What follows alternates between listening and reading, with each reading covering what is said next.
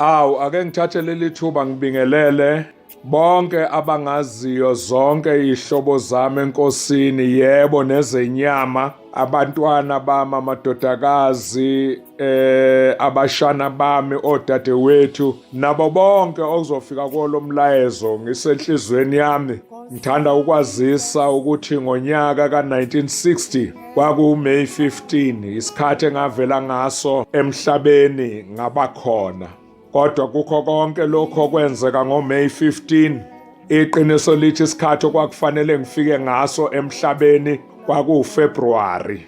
Intombi eyayingithwele ngesisu uMashantu kusukela kuFebruary kwadlula isikhathi, kwathi enyangeni ka-12 yangeniswa esibhedlela eKing Edward lapho eyayilokhu ehamba khona, yenziwa i-operation ukuthi ngize ngibe khona emhlabeni. Kimi kuyavela-ke ukuthi ngaba isitha sikaSathane ngisesiswini sikamama, ngoba uSathane wayefuna njalo ukuthi ngingabi nakho ukuphila emhlabeni.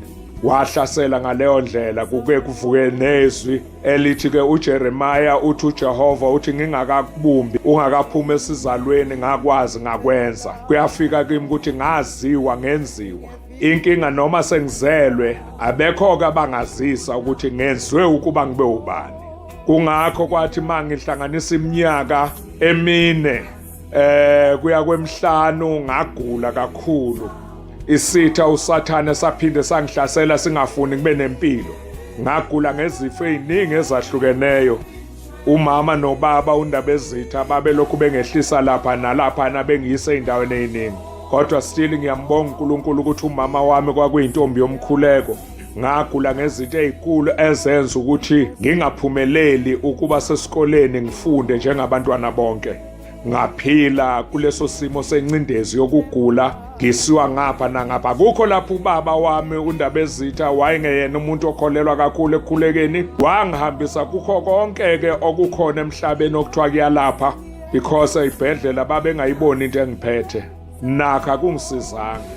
Kodwa kunethuba lapho umama nami esathatha isinqumo, ngiyacabanga ukuthi iminyaka yami yayiko-10, sathatha isinqumo sokuthi uma kungibamba lokhu kugula kuyodinga ukuthi umama akhuleke, ngingashunqiselwa, ngingenziwa lutho. Kuningi engakushisa okwakuziprofito, kwangena emlilweni, kwachithwa nemithi eyayikhona.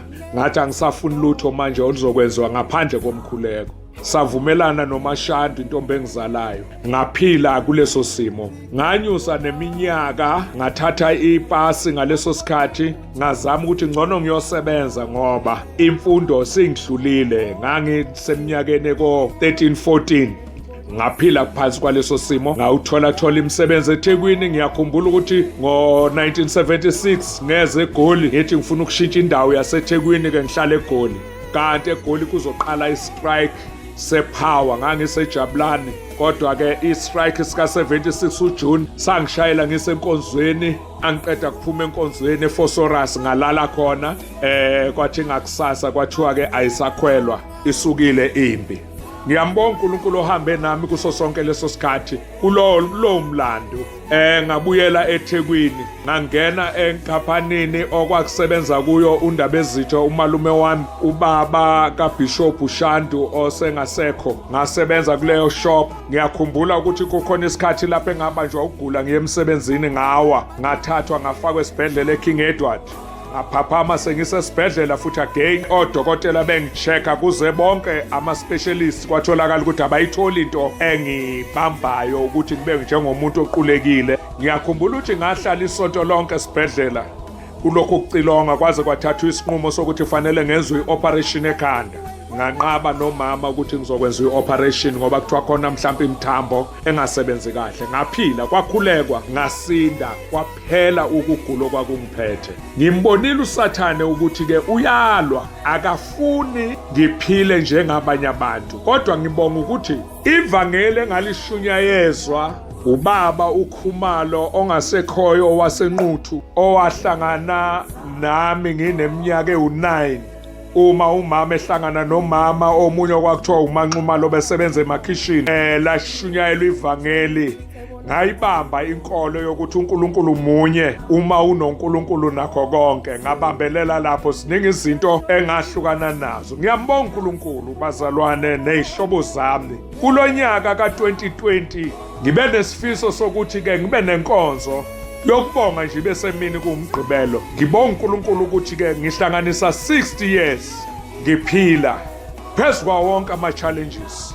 Une-challenge engibhekene nayo ngo-2017 usathane wayengihlebela enhlizweni yami ukuthi ngiyeke konke, angiyeke ukushumayela, angiyeke ukukhonza uNkulunkulu. Ngizibona njengokuthi uNkulunkulu engathi akangisebenzeli abanye abantu ebasebenzela, kodwa kukhona isinqumo engasithatha mangikhuleka ngathi Nkosi ngicela ukungakusebenzeli kodwa ngicela ukusetshenziswa nguwe, ngoba mangisetshenziswa nguwe uyothi lapho ngihluleka khona wena uzongibamba ngesandla. Kwavuka izwi enhlizweni yami elithi uma umoya ombusi ukuvukela ungayishiya indawo yakho ngokuba ukubekezela kuvimba izono ezinkulu. Ngasukuma ngibonga abazalwane abame nami ngoba endleleni yobizo kukhona abantu abangabalandeli banjengamahlamvu esihlahleni masimila kuthi makushaya umoya bawohloke nomoya, bese kuba khona abantu abangamagatsha banjengamagatsha esihlahleni abonakala eqinile kodwa makuwisachotho ayanqamuka, bese kuba khona abantu abazimpande abangabonakali phambi kwabantu kodwa bama nesihlahla noma ngabe silala phansi, as long zikhona impande siyavuka sime siqine. Ngiyababonga abazalwane ababaningi ngeke ngibabale bayingcosana kodwa bamile nami benza ukuthi ubizo lwami nokuthunywa kwami ngimqinisele ngiqhubeke nokumkhonza uNkulunkulu. Ngiyambonga uNkulunkulu ke kule minyaka ka2020 kuvele icorona ivalile ukuthi kuyiwe endlini zokukhonza, ivalile ukuthi kuhlanganwe. Ngiyaphinde ngiyabheka ukuthi konje vele uLucifer ngiyisitha naye, konke okuhle ngikucabangayo kuyenzeka ukuthi ame phambi kwami. Ngo-2018 uma ngiqala ngo-2013 ngathi emva kweminyaka emihlanu sizoqala simise ukuthi silibandla, kodwa kule minyaka emihlanu usazofika abantu abazofika baphinde bahlehlele emuva, kodwa uNkulunkulu uzoyimisa impande zenhlangano ye-God's Principles. Ngizibonile aziziningi ngeke ngizibale ngamagama. Ngo-2018 indoda yangibeka isandla ubaba uSithole, ngiyambonga uNkulunkulu ngoba kwavuka yona ubaba ongizalayo kwezikamoya wangifundisa ivangeli usuwaba semhlabathini. Kodwa uma ngihamba endleleni kukhona izinto ezikhulunyiwe iy'nceku zonke zinginika amandla. Kwavuka enhlizweni yami ukuthi ubaba uSithole uyozoma ngoba ngangithemba kweminyaka emihlanu usathane noma ngabe umi ngenhla sizoqala siyilontshe ibandla le-God's Principles lenhlangano, sizoqala kube kwisandla phezu kwekhanda lami. Ngiyaqhubeka ke bazalwane kulonyaka ka2020 ngihlanganisa 60. Ngibonga uNkulunkulu ukuthi emzimbeni ngiyaphila. Ngibonga uNkulunkulu ukuthi kuma-challenges engibhekene nawo kodwa ingqondo yami iyaphila, angibanjwanga zi-stress, angibanjwanga ngama-depression. Kuningi engikufundile, ngifunde nama-enemy friends endleleni. Khona abantu abangabangani kodwa bebe beyizitha, abanye ugijimele kubo uthi uyabika ukuhlupheka kwakho, uma umfulathela kubo bakhulume ngakho ukuhlupheka kwakho, bahlekise ngakho. Ngiyabathanda ngoba lokho banginikeze ukuba ngibe indoda ekukholweni ngibe nemkhuzulu. Ngibonga inhlangano engihlangane nayo yombutho eSoweto, iZion Prayer, eyenza ukuthi ngizibone ukuthi uNkulunkulu kukhona kubeka kimi, ngiqhubeke nabafowethu bengikhuthaza endleleni. Ngibonga bonke abazalwane ababe nami endleleni. Angeke ngilibale ukubonga umndeni engiphila nawo eThembisa kwakaBaloyi, ongithathile ngaba ubaba, ngaphila kamnandi kulesi sikhathi. Ngibonga inhlobo zami zonke, ngibonga ukuthi ngazisa abazalwane nje shortly ngohambo lwami. Uningi engizimisela ukuthi uma ngiphumelela kulonyaka udlula yonke lento ekhona ngiba nenkonzo engiyokuchaza kubazalwane. Ngibonga bonke abazalwane ababe khona empilweni yami, ngeke ngibabale ngamagama kulesi sikhathi esifishane kakhulu. Ngithi happy birthday kimi mhla ka 15 kuMeyi ngavela emhlabeni ngaziwa ngiyisitha sikaSathane. Ngiyambonga uNkulunkulu, namanje uSathane usenkingeni ngegama likaJesu. Amen.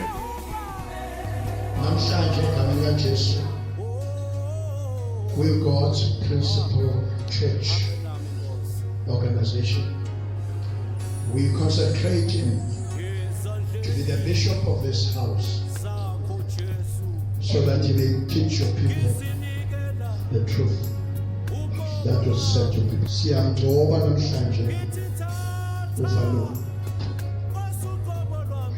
Zulu Joy, simgcobela kwi-office nobuphostoli nobubishop emsebenzini wesibongo.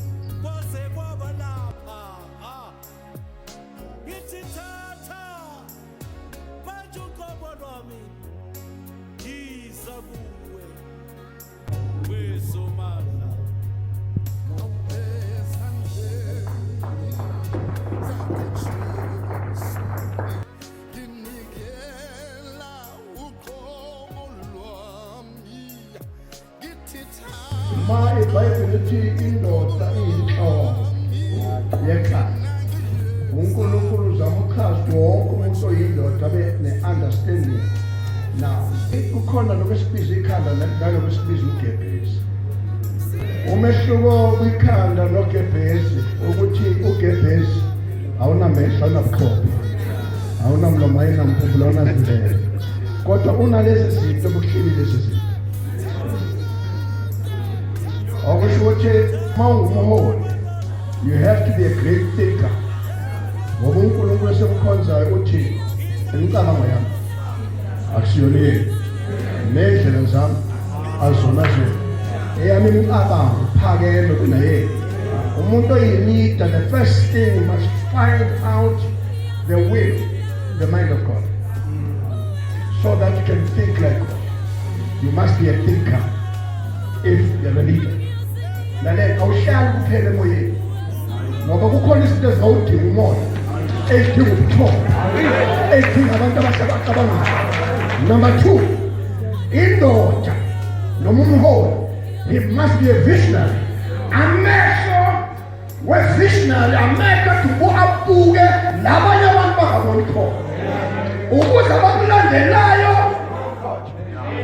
balandela umuntu abazi ukuthi uyabona la yakhona. Umuzi wokuqala bani uzakwethu, tshela abazalwane bakuthanda, ngoba you must understand that before siyedlulile ukhona uNkulunkulu lasizela khona, ukhona uNkulunkulu ofuna asizele before siyedlulile.